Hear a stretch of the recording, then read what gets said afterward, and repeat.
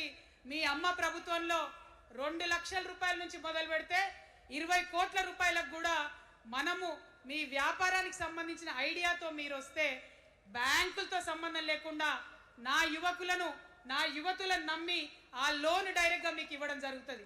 ఎందుకోసం ఈ మాట చెప్తా ఉన్నా అంటే మన తెలంగాణ బిడ్డలకు మంచి సృజనాత్మకత ఉంది, ఆలోచించే శక్తి ఉంది, కష్టపడే తత్వం ఉంది.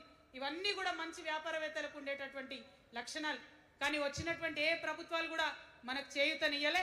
ఖచ్చితంగా నా యూత్ని నేను నమ్మాలనుకుంటున్నా, నా యూత్కి నేను డబ్బులు ఇవ్వాలనుకుంటున్నా.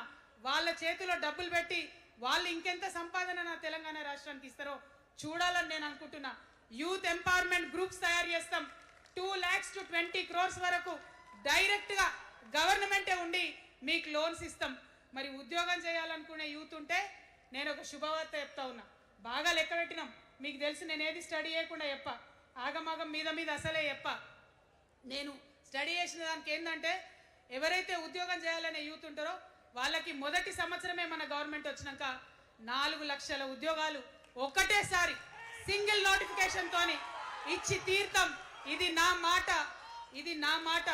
నేను మళ్ళీ మీకు ఎందుకు చెప్తా ఉన్నా ఈ మాట అంటే నేను తల్లిని, నేను జేబు చూడా, ఎంత ఖర్చు అవుతుంది, ఎంత జీతం అవుతుంది చూడా. నా కొడుకు కడుపులో ఉన్న బాధను, వాడి ఆత్మగౌరవాన్ని, నా బిడ్డ బాధను, ఆమె చదువుకున్న చదువుకి రావాల్సిన ఉద్యోగాన్ని దాన్నే చూస్తా. కాబట్టి మొదటి సంవత్సరమే 4 లక్షల ఉద్యోగాలు ఇస్తాం. మరి మన ఉద్యమకారులు ఇంతమంది వాళ్ళ వయసుని, వాళ్ళ యవ్వనాన్ని, వాళ్ళు సంపాదించుకునేటటువంటి మొత్తం వయసును కూడా ఉద్యమానికి దారపోసిరు. కాబట్టి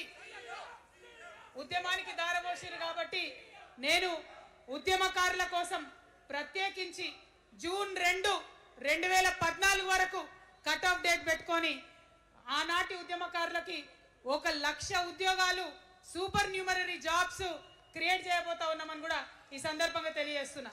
అంటే ఇవన్నీ తెలంగాణ ఉద్యమంలో, తెలంగాణ రాష్ట్ర సాధనలో మీరు చేసిన ప్రయత్నానికి, మీ రుణం తీర్చుకోవడానికి నేను చేస్తున్న ఈ ప్రయత్నం అని చెప్పి ఈ సందర్భంగా తెలియజేస్తా ఉన్నా.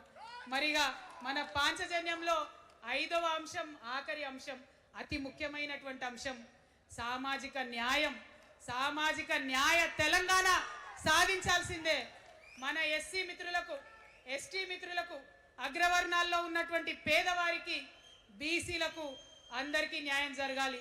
మా మైనారిటీ సోదరులు, మా ముస్లిమ్స్ కావచ్చు, క్రిస్టియన్స్ కావచ్చు, సిక్కులు కావచ్చు, అందరికీ కూడా న్యాయం జరగాలి. మరి బీఆర్ఎస్లో మనం చూసినాం, मुस्लिम्स कोसम थोड़ी देर उर्दू में बात करके आपसे मीठी मीठी बातें बोल के सोपत करके देखो, सोना घिसके देखो बोले, आप 2 बार सोपत कर लिए, तालीम का एक छोटा सा रोशनी आपको दिखाए, लेकिन रोजगार आपसे दूर रखे।